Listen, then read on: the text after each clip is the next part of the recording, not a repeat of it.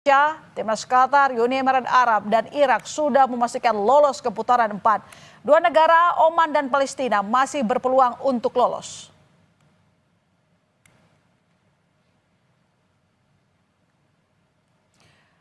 Timnas Indonesia dikepung negara-negara Timur Tengah di putaran 4 kualifikasi Piala Dunia 2026. Mampukah Timnas mengatasi lawan-lawannya dan meraih tiket ke Piala Dunia? Kita bahas bersama analis sepak bola Bung Wesley Hutagalung. Selamat malam, Bung.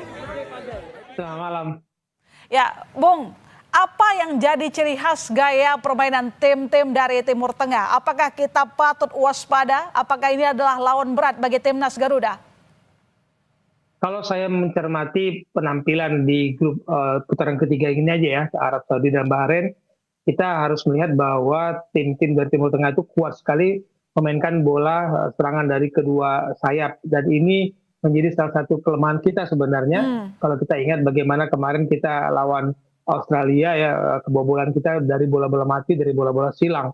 Dan kalau perjalanan kita sebenarnya di babak ketiga ini kan kita tidak terkalahkan. Melawan Arab Saudi kita bisa seri di kandang lawan 1-1, kita menang 2-0 di Jakarta, lalu kita 2-2 lawan Bahrain tapi kita menang 1-0 di Jakarta. Tapi kalau mundur di putaran kedua, kita itu lawan Irak kan kemarin oke lah, beda orang ya, beda timnya.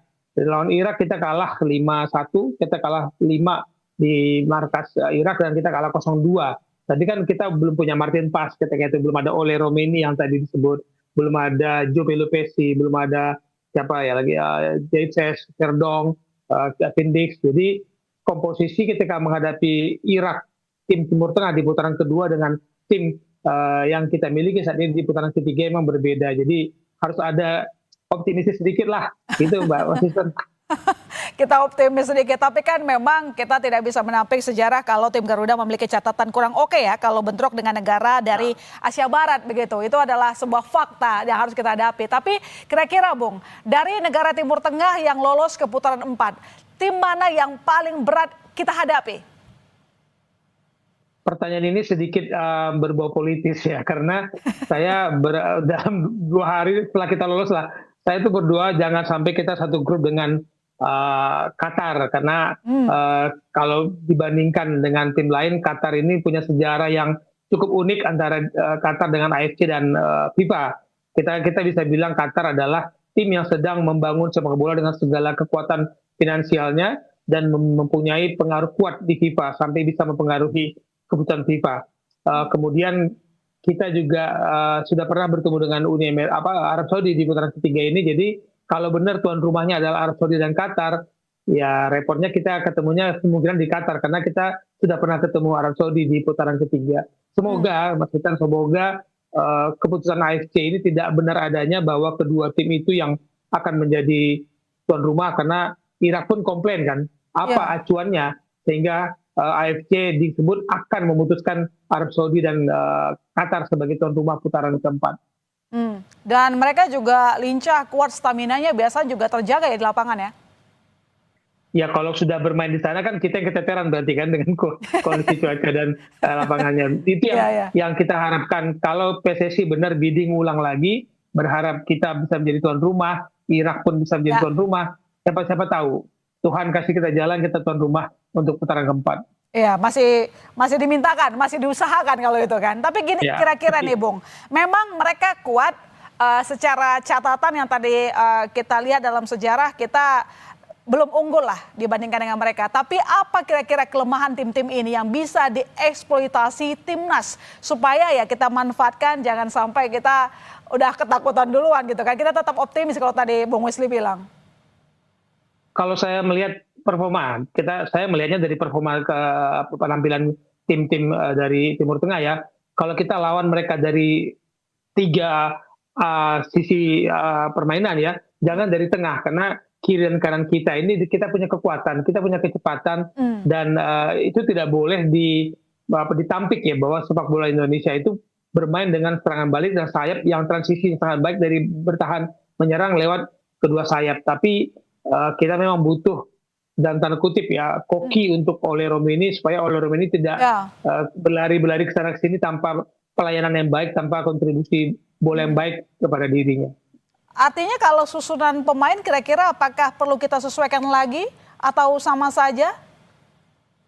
Setiap pelatih itu punya game plan, punya taktik strategi yang akan disusun. Dia punya struktur, iya, struktur yang kerangka yang utama, tapi setiap pertandingan dia pasti mencari komposisi yang pas untuk lawan yang pasti akan berbeda-beda. Nah, melawan Cina kemarin kan kita diberi kejutan luar biasa. Patrick Kluivert memainkan kejutan itu 4 pemain yang bermain di Liga 1 dan ada 7 total yang bermain menghadapi Cina. Ini kan mungkin bagi kita nggak sangka, Cina pun tidak menyangka bahwa Egy, Ricky Kebuaya, Yakob Sayuri, dan Rizky Ridho akan bermain dari awal. Dan kalau kita lihat di pertandingan lawan Tiongkok kemarin ya, permainan timnas ini cukup solid. Meski memang kita gol di finishing justru ya, setelah ada beberapa kesempatan yang diciptakan, peluang diciptakan termasuk oleh selama 3 kali gitu. Apakah ketika kita melawan nanti negara dari Timur Tengah, perlu kita ubah gaya permainan kita racik lagi dan kembali kita sesuaikan lagi pemainnya? Akan kembali kepada tim pelatih ya, Patrick Kluivert dan Pastu dan kawan-kawan untuk melihat sampai sejauh mana game plan itu berhasil dan kemudian perubahan apa. Karena setiap pelatih itu punya 2 aspek yang mereka kuat, karena itu pembeda dengan lain. Insting, naluri dia bermain, lalu keputusan. Dia memberikan keputusan apa, mungkin melakukan perubahan. Tadi kan kalau kita berharap ada perubahan, kita kan nggak puas ya, menangnya 1-0 dan lewat penalti juga gitu. Lalu perubahan seperti apa? Dengan kehadirannya nanti Ragnar Oramangun, hadirnya lagi Marcelino, apakah ada perubahan strategi lagi? Karena ini yang akan menjadi pembeda. Karena kalau kita berharap lawan Jepang adalah pemanasan, anggap gitu ya, lawan Jepang tanggal 10 ada pemanasan untuk menghadapi tim-tim Timur Tengah di 8, 11, dan 14 Oktober nanti di putaran keempat. Ini kita tunggu siapa sebenarnya kerangka yang disiapkan oleh Patrick Kluivert untuk berhadapan dengan tim Timur Tengah. Termasuk uji coba nanti di bulan September. Itu akan kerangkanya terlihat untuk menghadapi tim Timur Tengah. Ya, nanti kita akan tunggu bagaimana susunan pemain yang akan disusun oleh Kluivert begitu. Tapi kira-kira, Bung, teknik dan mental pemain harusnya sih nggak masalah ya. Karena memang pemain-pemain kita itu terbiasa dengan tekanan besar di liga. Atau menurut Anda masih ada koreksi-koreksi terkait dengan mental pemain saat berlaga di lapangan hijau? Untuk penampilan performa mental udah jauh berbeda ya. Dengan kehadiran saudara-saudara kita yang bermain di luar, lahir di luar negeri, berkompetisi di luar, kepercayaan diri dia, body language, bahasa tubuhnya itu sudah jauh berbeda, dan sikap profesional di lapangan untuk ketika menghadapi lawan, tekanan, stres atau wasit itu sudah jauh berbeda, dan itu pelajaran baik bagi kita. Jadi kepemimpinan Kapten J juga luar biasa. Itu bisa menjadi salah satu bensin kita untuk menghadapi tim-tim luar negeri yang kelasnya kan ranking FIFA-nya jauh di atas kita. Kalau kita bicara Qatar 55, Arab Saudi 58, Irak 59, kita 1, 2, 3. Perbedaan itu kan dulu terasa sekali.